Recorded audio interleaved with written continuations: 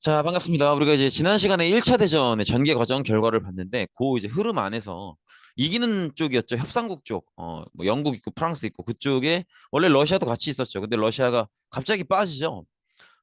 그래서 러시아 혁명이 벌어졌다 이러면서 빠지는 걸 봤는데, 그때는 이제 좀 생뚱맞았죠. 근데 이제 러시아가 왜 혁명이 벌어졌고 왜 빠질 수밖에 없었는지 그 얘기를 지금 하려는 거예요. 이제 사실은 그 전에 러시아의 상태를 보면 그동안의 러시아는 그냥 이렇게 생각해 주시면 돼요. 굉장히 중세 봉건제 그 상태에서 그 옛날 그 완전 이렇게 농사만 짓고 그런, 그러니까 이제 거의 우리나라로 치면 조선시대랑 다를 게 없는 그런 상태에서 벗어나지 못하고 있었던 걸로 생각을 해 두시면 돼요. 근데 러시아가 이렇게 된 건 사실은 이런 이유가 있어요. 우리가 이제 유럽의 발전 과정을 보면 이제 뭐 고대 로마 제국 무너지면서 중세 봉건제 형성되고, 그래서 막 농노들 농사 짓고 뭐 봉건 귀족들한테 뭐 갖다 바치고 이렇게 쭉 가다가 조금씩 이제 십자군 전쟁을 통해서 지중해 무역권을 따내고요. 신항로 개척을 하면서 또 대서양 무역권을 따내고 이러다 보니까 조금씩 상업이 발전을 하죠. 그래서 그걸 시작으로 이 상업에 종사하는 상인들이 조금 더 자유롭게 활동을 해야겠으니까 봉건 귀족들의 어떤 구속 그런 것들에서 간섭 이런 것들에서 벗어나야겠으니까 조금씩 이제 왕을 지원해서 왕과 힘을 합치게 되죠. 그래서 이 상인들이 왕을 지원해 줌으로써 왕과 함께 봉건 귀족을 약화시키려고 하는, 그래서 발달했던 게 절대 왕정이었죠. 절대 왕정을 이 상업으로 큰 돈을 벌어들인 시민들이 이렇게 세금이란 이름으로 돈을 지원해 주면서 뭐 관료제, 상비군 이런 것들을 운영하게 해서 왕권을 키웠었죠. 그게 바로 절대 왕정이었죠. 그리고 이 이후에 이제 뭐 계몽주의, 뭐 뉴턴의 발견 이런 것들, 뭐 계몽, 이성주의 이런 것들이 등장을 하게 되면서 이런 것들을 바탕으로 조금씩 과학 기술이 발달하면서 산업혁명이 시작되는 거고요. 그다음에 계몽 이성주의가 들어서면서 모든 것들을 다시 생각하게 되면서 음, 국가의 주인은 어떤 신이나 아니면 왕이 아니라 국가의 주인은 국민이어야 된다. 이런 민주주의 사상이 조금씩 퍼지기 시작했고, 그래서 시민혁명이 벌어지게 되죠. 요게 이제 우리가 알고 있는 유럽의 큰 틀의 발달상이잖아요. 큰 틀에. 근데 사실 이런 것들이 가능하려면 아까 얘기했던 것처럼 상업이 발달해 있어야 돼요. 상업이 발달해 있어야 이게 가능한 건데 이것도 되게 지리적인 영향을 많이 받을 수밖에 없어요. 우리가 세계 지도를 정말 대충 그려보면 뭐 이렇게 그릴 수 있는 거 아닙니까? 정말 대충 이렇게 그려보면 딱 나오지. 아이, 죽이죠. 삼각형으로 보는 세계 지도. 자, 이게 뭐예요, 이거? 응? 여기 우리나라 이렇게 있고, 그죠? 그다음에 일본 있고, 그죠? 그다음에 뭐 이렇게 중국, 그죠? 그다음에 뭐 여기 대만 있고, 뭐 이제 동남아시아, 뭐 인도네시아, 그죠? 그다음에 뭐 인도, 뭐 아라비아 반도, 뭐 그런 거 아니겠어요? 그다음에 여기는 이제 뭐 여기 이제 만주 있고 한 요 정도 이렇게 러시아 보는 거죠. 러시아. 그다음에 독일, 뭐 그다음에 프랑스, 그다음에 뭐 스페인, 포르투갈, 그다음에 이제 여기 뭐 아프리카, 이런 식으로 있는 건데 그럼 여기가 지중해가 되겠죠. 그다음에 여기가 대서양이 되는 거예요. 근데 우리가 요런 발전상을 자연스럽게 거친 나라들 대표적인 나라가 영국, 뭐 프랑스 이렇잖아요. 영국 여기 있고. 그러니까 영국이나 프랑스 같은 경우에는 지중해나 대서양으로 진출하는 게 쉬워요. 그러니까 상업 발달이 이제 이루어지는 거죠. 근데 그 옆에 있는 독일이나 러시아는 조금 더 안쪽에 있기 때문에 지중해나 대서양으로 진출하는 게 쉽지 않죠. 특히나 러시아는 독일보다 더 멀죠. 그러니까 독일은 그래도 상업 발달은 조금 늦었지만 산업혁명에서라도 조금 성과를 낼 수 있었는데 러시아는 상업의 발달 자체가 안 되고 있는 상황이고, 그래서 산업혁명도 좀 쉽지 않은 그런 상황이라는 거죠. 그렇다 보니까 러시아가 굉장히 후진적인 상태로 머무를 수밖에 없는 거예요. 더구나 러시아가 진짜 좀 심각한 상황이구나라는 걸 알 수 있는 게 바로 이 러일 전쟁이에요. 러일 전쟁에서 일본한테 지게 되죠. 근데 이것도 되게 충격적인 전쟁인 게 사실 어, 러시아와 일본이 전쟁을 했던 이유는 이걸 다시 펼쳐야겠네. 여기 이제 러시아가 있고 여기 조선이 있잖아요. 그리고 여기 이제 일본이 이렇게 있고. 근데 러시아 같은 경우에는 나라가 너무 넓기도 하지만 너무 북쪽에 있기 때문에 너무 춥단 말이에요. 그래서 러시아 같은 경우에는 겨울이 되면 모든 항구가 다 얼어요. 그래서 항구가 있어도 제 기능을 못 하기 때문에 러시아는 겨울만 되면 항구가 없는 나라처럼 변해버리거든요. 근데 이제 이 문제를 해결을 해야겠죠. 그러려면 얼지 않는 항구를 찾아야 되는데 러시아가 생각해 봤을 때 주변에 가장 가까이 진출할 수 있으면서도 그나마 이제 부동항을 차지할 수 있고 좀 만만해 보이는 나라가 조선인 거죠. 그리고 일본은 우리가 기억하다시피 우리나 청나라보다는 훨씬 빠른 속도로 중앙 집권 중심으로 체계적인 근대화를 해 나갔죠. 그래서 일본은 산업혁명에 성공하죠. 근데 일본이 산업혁명에 성공을 해놓고 보니까 이 산업혁명으로 만든 공장들을 잘 운영하기 위해선 역시 식민지가 필요했던 거죠. 그래서 러시아는 얼지 않은 항구인 부동항이 필요했었고 일본은 식민지가 필요했기 때문에 두 나라 다 조선에 욕심을 내서 이렇게 결국 조선을 차지하기 위한 전쟁을 벌인 게 러일 전쟁이죠. 근데 이 전쟁에서 일본이 졌다는 거예요. 이게 너무 중요한 게 뭐냐면 기본적으로 러시아와 일본의 크기 차이를 생각해 보세요. 러시아가 일본에 몇십 몇백 배는 되죠. 근데 일본한테 졌단 말이에요. 그러니까 이게 뭐를 의미하는 거냐면 러시아도 산업혁명의 차이예요. 일본은 산업혁명이 잘 된 거고 러시아는 안 된 거죠. 그러면 러시아는 산업혁명을 안 했느냐? 아니에요. 했어요. 했는데 산업혁명을 시도했지만 워낙 상업적으로도 뒤처져 있고 마땅한 과학기술도 개발이 안 돼 있으니까 산업혁명이 시도했지만 잘 안 된 거죠. 그리고 이 산업혁명이 잘 되지 않았다라는 걸 증명하듯이 보여주는 게 러일 전쟁 패배인 거예요. 그래서 이 러일 전쟁에서 패배하면서 산업혁명이 잘 안 됐구나, 실패했구나라는 걸 이제 증명하게 됐고요. 그러면서 이제 러시아의 많은 백성들, 농민들이나 노동자들이 이게 러시아가 굉장히 문제가 많은 나라다. 우리가 먹고 살기 힘든 것도 문제지만 일본이라는 저 작은 나라한테 전쟁에서 질 정도면 러시아는 정말 심각한 문제가 있는 거다라고 지적을 하면서 러시아의 이런저런 문제들을 고치기 위해서 어, 시위를 하게 됩니다. 아무래도 산업혁명이 발생하고 억지로 이제 공장들을 많이 지어놨으니까 그 공장 안에서 일을 하는 노동자들이 늘어났겠죠. 근데 여기서 말하는 노동자들의 계급 성장이라고 하는 건 그 노동자들이 정말 먹고 살기 좋아졌다든지 아니면 뭐 더 힘이 세졌다든지 아니면 뭐 강해졌다든지 이런 얘기를 하는 게 아니에요. 러시아의 산업혁명은 어떤 과학기술이 제대로 개발되고 그런 거라기보다는 정부 주도로 억지로 공장을 많이 세워놓은 거예요. 그리고 이제 공장을 세워놨으니까 그 안에 일을 할 노동자들이 늘어나겠지. 그걸 노동자의 계급 성장이라고 보는 거예요.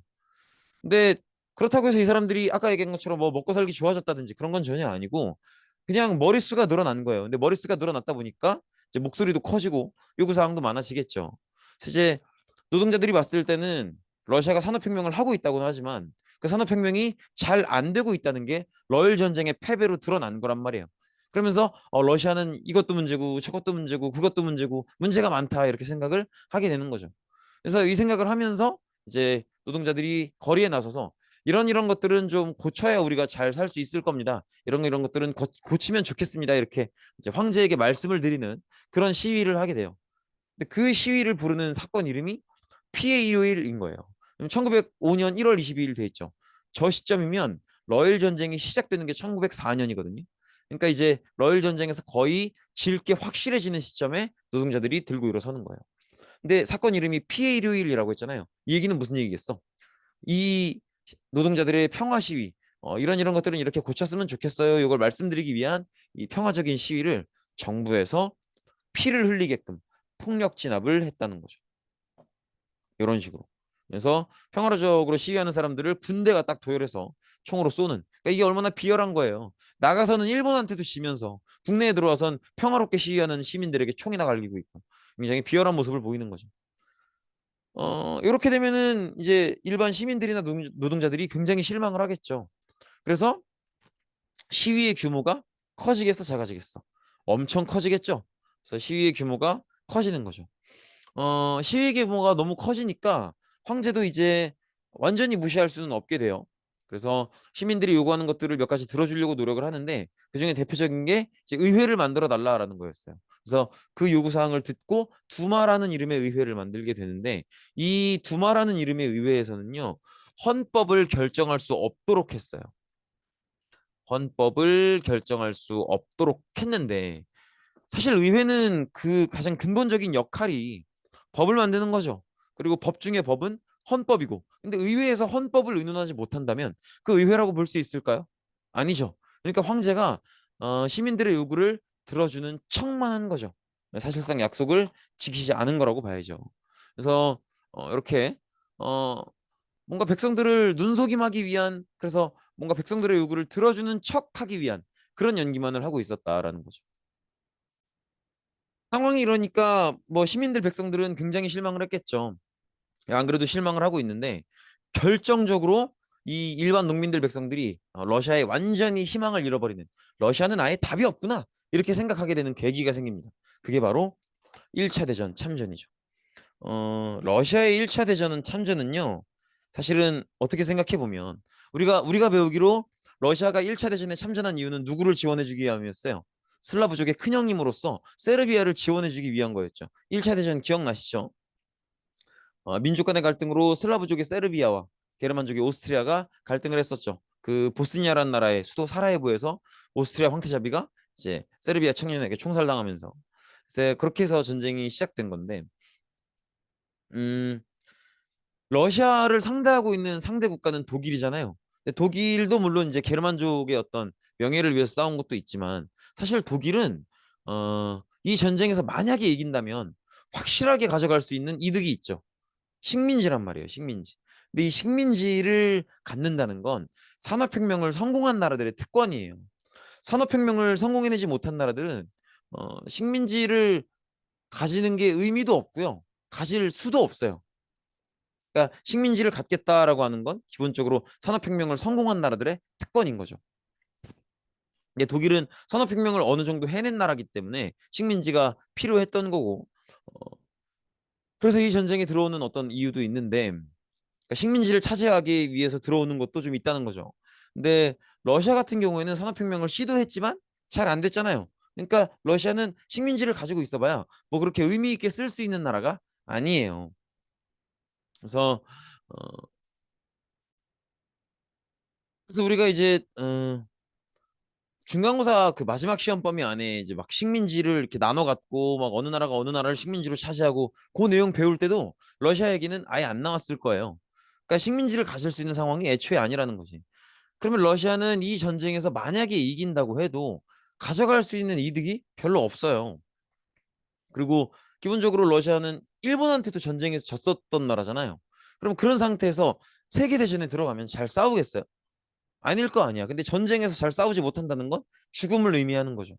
그러니까 이제 전쟁에 들어가 봤자 잘 싸울 수 있는 가능성도 낮고 워낙 약한 나라니까 지금 약한 상태가 됐으니까.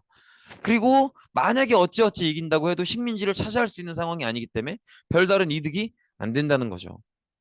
그러니까 일반 농민들 입장에서 1차 대전에 참전하는 걸 결정하는 건, 그러니까 1차 대전에 참전하기로 한 건 굉장히 많은 희생을 강요하면서도 그렇게 해야 되는 이유는 이해가 안 가는. 그래서 빨리 끝내고 나왔으면 좋겠는 그런 사건인 거죠. 그래서 러시아 황제가 1차 대전에 참전하면서 러시아의 백성들은 이 황제에 대한 희망을 완전히 잃어버리게 되고요. 그래서 이때부터 혁명을 생각하게 됩니다. 그래서 혁명을 생각하게 되는데 이 러시아는 혁명을 일으킬 때 혁명을 일으킨 뒤에 새로운 정부를 세우면 그 정부는 사회주의 정부여야 된다라고 생각을 했어요. 왜냐면 먼저 이제 왕이나 황제정을 무너뜨리고 시민혁명을 했던 나라들이 있죠. 영국이나 프랑스 이런 나라들. 근데 그런 나라들은 왕을 몰아낼 때는 가난한 사람들이나 부자들이나 다 똑같이 한 팀이 돼서 움직였단 말이에요. 근데 막상 이제 왕이 무너지고 나니까 자기들끼리 빈부격차가 벌어지고 자기들끼리 싸우기 시작하죠. 그래서 부자들이 가난한 사람 멸시하고 막 이런 모습들. 가장 대표적으로 볼 수 있는 게 어느 나라나 프랑스도 그렇고 영국도 그렇고 투표권을 어디까지 줄 것이냐. 이게 항상 논쟁거리였죠. 사실 그거 자체로도 이렇게 굉장히 어, 가난한 사람들이 이제 부자들에게 무시당하고 왕정을 몰아낼 때는 함께 싸우자고 했으면서 막상 왕정이 무너지고 나니까 가난한 사람들한테는 투표권도 안 주려고 하고 이런 모습들을 영국이나 프랑스에게서 봤다는 거죠. 그러다 보니까 러시아는 아예 처음부터 빈부격차는 있으면 안 된다라고 생각을 하게 돼요. 그래서 사회에 좀 지배를 당하고 있는 입장에 있는 노동자나 이제 뭐 농민들 이런 사람들을 불러 모아서 소비에트라는 걸 설립을 하게 됩니다. 그래서 이 소비에트가 사회주의 혁명을 주도하게 되는 거죠. 그래서 벌어진 혁명이 2월 혁명이에요. 2월 혁명은 성공할까 실패할까? 성공합니다. 그래서 기존에 이 러시아의 왕조였던 로마노프 왕조가 무너지게 됩니다. 근데 여기서 더 중요해요. 음, 소비에트가 혁명을 주도했고 그 혁명을 성공시켰다면 소비에트가 집권을 해야 자연스러운 거 아니에요? 근데 소비에트가 집권하지 않고 자유주의 임시정부가 집권을 하게 됩니다. 이건 왜 그런 거냐면 사회주의를 이론으로서 처음 제시한 사람은 칼 마르크스였죠. 근데 그 칼 마르크스의 이론에 따르면 자본주의 단계가 중간에 충분히 성장한 다음에 그 다음에 사회주의 혁명을 해야지 바로 사회주의로 가면 어려울 것이다 이런 식으로 얘기를 해요. 네, 그러다 보니까 그런 이론에 맞춰서 소비에트는 어쨌든 사회주의를 원하고 있는 건데 지금 러시아는 자본주의가 충분히 발달해 있지 않으니 사회주의 혁명이 별 의미가 없을 것이다 라고 보는 거고 그래서 소비에트가 직접 집권하지 않고 자유주의 임시정부를 수립하는 거예요. 어쨌든 그런 상황이라는 거. 어쨌든 자유주의 임시정부가 들어섰어요. 그러면 국민들, 일반 백성들이 자유주의 임시정부한테 가장 다급하게 바라는 건 뭐겠어요? 1차 대전에서 빠져나오는 거죠. 근데 빠져나왔을까 못 빠져나왔을까? 못 빠져나왔어요. 왜냐면 애초에 전쟁이 시작되기 이전에 전쟁으로 갈 것 같은 분위기일 때 그때 빠져나왔으면 상관없었겠죠. 근데 이미 전쟁이 시작된 뒤잖아요. 그러면 러시아 전쟁에서 빠져나온다는 건 어떤 의미예요? 러시아가 지금 싸우고 있는 상대인 독일에 대해서는 항복을 하는 거고요. 그다음에 같이 싸우고 있는 동료들인 영국이나 프랑스에 대해선 배신을 하는 그런 행동인 거죠. 그래서 결국 이런 것들이 걱정이 됐기 때문에 자유주의 임시정부는 결국 1차 대전에서 빠져나오지는 못하게 돼요. 그러다 보니까 이제 농민들 입장에서는 굉장히 배신감까지 뭐 얘기할 수 있을지 몰라도 굉장한 실망이 들겠죠. 러시아의 백성들이 가장 많이 원했던 건 1차 대전에서 빨리 빠져나오는 거란 말이에요. 그래서 2월 혁명을 성공시키고 새롭게 집권한 자유주의 임시정부에도 그걸 바랬을 거라고. 빨리 전쟁에서 빠져나와야 된다고. 근데 자유주의 임시정부는 결국 그걸 해내지 못했고 1차 대전을 그냥 끌고 나가고 있죠. 그러다 보니까 이제 농민들이 또 여기에 대한 배신감 혹은 어떤 불만 이런 것들이 쌓이겠죠. 그리고 그런 농민들 노동자들의 어떤 불만을 모아서 이걸 정치로 이끌어낸 사람이 바로 레닌이라는 거죠. 레닌이 볼셰비키를 이끌고 한 번 더 혁명을 일으키게 됩니다. 그러니까 러시아는 시위 한 번에 혁명 두 번인 거예요. 피해 일일이 있었고 시위에 피해 일일이 있었고 그다음에 혁명에는 아까 봤었던 2월 혁명 그다음에 지금 보고 있는 10월 혁명이 있는 거죠. 사회주의 혁명을 일으키게 됐는데 레닌의 주장은 간단합니다. 일단 첫 번째로는 불리한 조약을 여러 개를 맺게 되더라도 지금 전쟁에서는 반드시 빠져나온다는 거. 그죠? 그다음에 두 번째로 아까 우리가 자본주의의 중간 단계를 얘기하면서 소비에트가 직접 집권하지 않았었잖아요. 근데 레닌의 주장 두 번째 주장은 뭐냐면 뭐 중간 단계니 자본주의의 발전이 이런 거 모르겠고 지금부터 소련 사회는 러시아 사회는 바로 소비에트로 갈 거라는 거죠. 바로 사회주의로. 뭐 중간 단계 거치고 이런 거 없이. 그래서 레닌의 주장은 두 가지였어요. 1차 대전에서 아무리 불리한 조약을 맺어도 지금 당장 빠져나올 것. 그다음에 두 번째로는 중간 단계 뭐 자본주의가 충분히 성숙해야 되고 뭐 이런 얘기 안 하고 그냥 바로 사회주의 국가로 나아간다는 거. 이런 것들을 주장하면서 많은 사람들의 지지를 얻게 되고요. 그래서 그 힘을 바탕으로 이렇게 1917년 이 러시아의 두 번째 혁명이었던 10월 혁명에 성공을 하게 되는 거죠. 그래서 이렇게 봐주시면 되겠고, 그래서 자유주의 임시정부가 무너졌고요.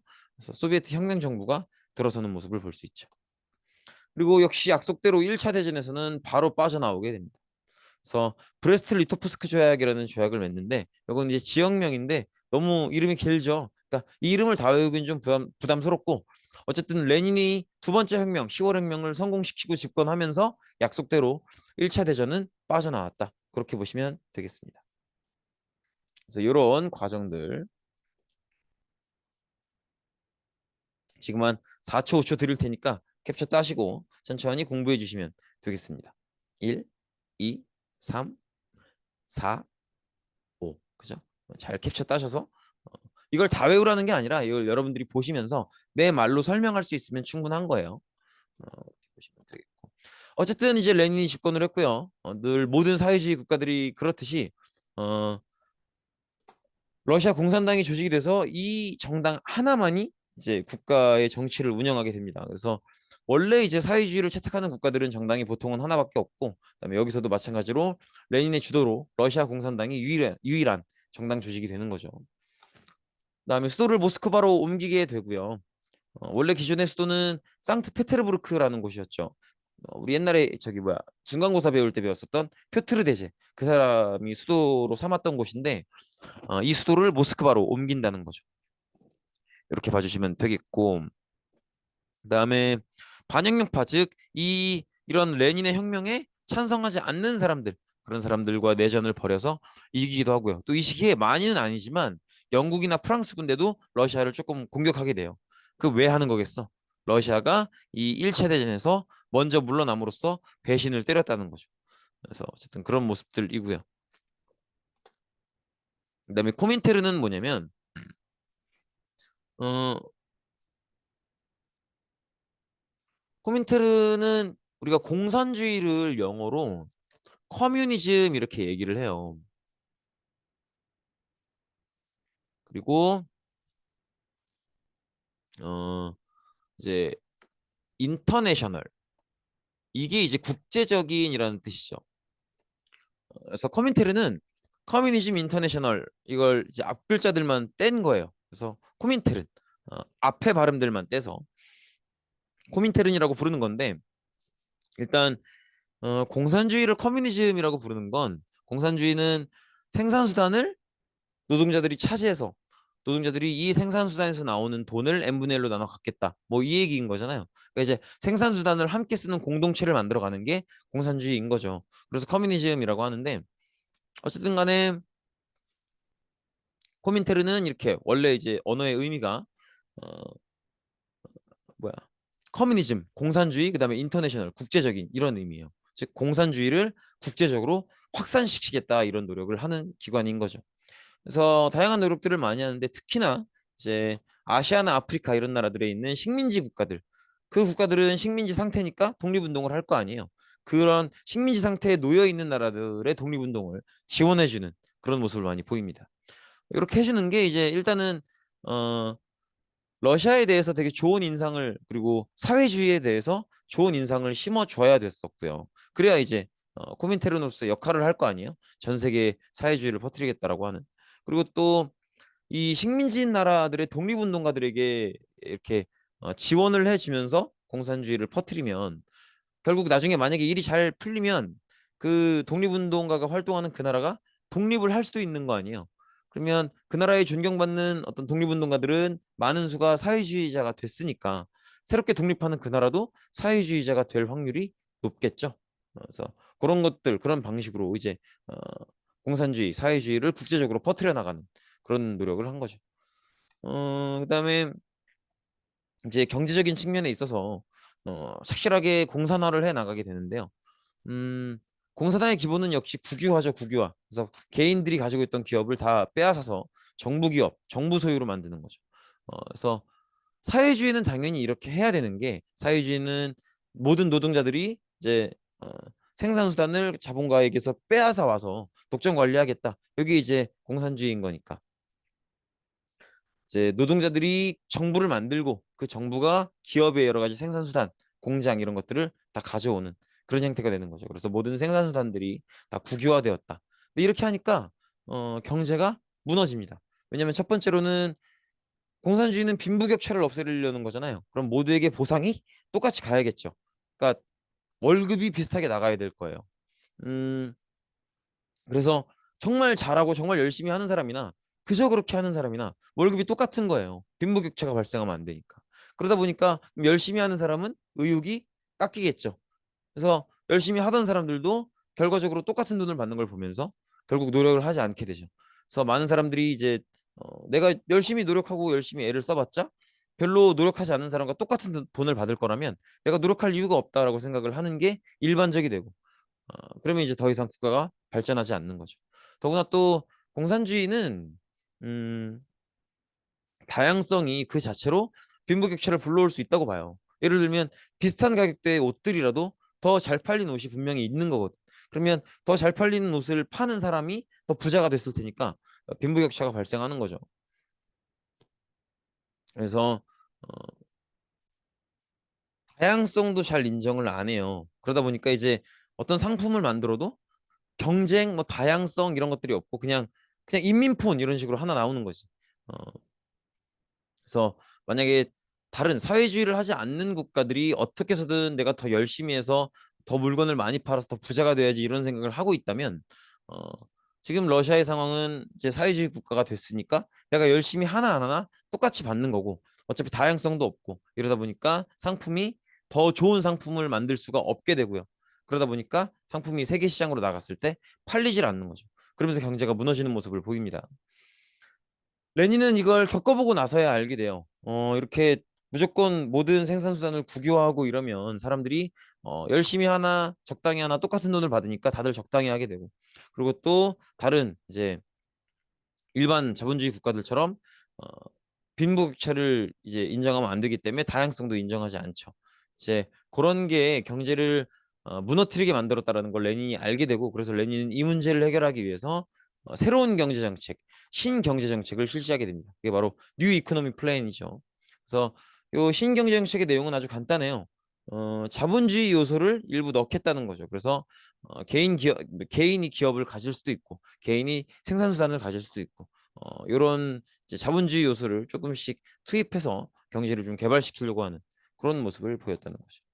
어쨌든 이렇게 러시아의 소비에트 정부가 생기고 그다음에 러시아랑 가까이 있는 그 주변의 나라 주변 근처에 있는 나라들이 또 사회주의 어떤 소비에트 정권이 생기게 되면서 러시아를 중심으로 이제 러시아와 그 주변국들에 있는 소비에트 정부가 연합하는 소비에트 연합이 탄생한 거죠. 그게 바로 소련입니다. 소련. 그러니까 소련은 영토적으로 봤을 때 러시아보다 한 단계 더 큰 나라인 거예요. 러시아 주변에 있는 다른 나라들이 이제 러시아 영향을 받아서 사회주의 정부를 세우면 그 나라들까지 합쳐버린 거니까 이렇게 보시면 되겠죠. 그다음에 스탈린인데요. 스탈린은 일당 독재체를 강화했다고 하는데 사실은 어차피 당은 하나밖에 없고 그래서 스탈린 본인의 어떤 독재를 강화한 거다 이렇게 보시면 되겠고 특히나 자신의 어떤 정치적인 경쟁자였었던 트로츠키 이 트로츠키라 이 사람인데 이 사람을 지지하는 사람들을 주로 이제 막 암살하거나 학살하거나 막 체포하거나 이런 모습들을 보이죠. 그래서 본인의 독재를 강화해 나가는 모습을 보입니다. 그래서 이렇게 스탈린이 집권했던 시기에는 지금 보시는 것처럼 유달리 정치범이라고 하죠. 지금 국가의 왕이나 대통령 이런 사람들의 어떤 여기 러시아에서는 스탈린이 되겠죠.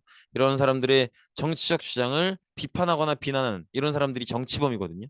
근데 유달리 스탈린 시기에 이 정치범들이 너무 많이 체포되고 너무 많이 사형당하는 그런 모습을 볼 수 있죠. 그래서 이렇게 사회의 다양성을 전혀 인정하지 않는 모습도 보이고 어, 자신의 독재를 강화하려고 하는 그런 모습도 볼 수 있죠.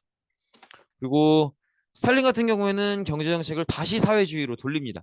그래서 집단 농장이라는 건 뭐냐면 결국 농민들에게 있어서 생산수단은 땅이잖아요. 그러니까 그 모든 땅들을 정부가 다 빼앗아서 어, 모든 농민들이 자기 땅을 농사짓는 게 아니라 정부 소유의 땅을 농사짓도록 하는 게 집단 농장입니다. 그다음에 경제개발 5개년 계획은 말 그대로 경제를 개발하기 위한 5개년 동안의 계획을 얘기하는 거고 음, 경제개발 5개년 계획은 사실은 성과가 조금 있었어요. 성과가 조금 있었는데 그 성과들을 일반 시민들의 어떤 경제 지원에 들어가지 않고 대부분이 군대용품을 만드는 그런 데 들어갔기 때문에 아무리 기술이 발달해도 사실 러시아의 일반 백성들은 느끼는 바가 거의 없었죠. 그래서 이런 것들이 또 이제 스탈린 경제 정책의 문제점이다. 이렇게 볼 수 있겠죠. 이런 모습을 볼 수 있고요. 그래서 정리해 보면 레닌은 처음에는 이런 식으로 급격한 공산화 정책을 해서 이제 여러 가지 뭐 산업이나 기업 이런 생산 수단들을 국유화하는 그런 모습을 보였었고요. 이렇게 해서 뭐 이제 사람들이 적당히만 일하고 또 뭐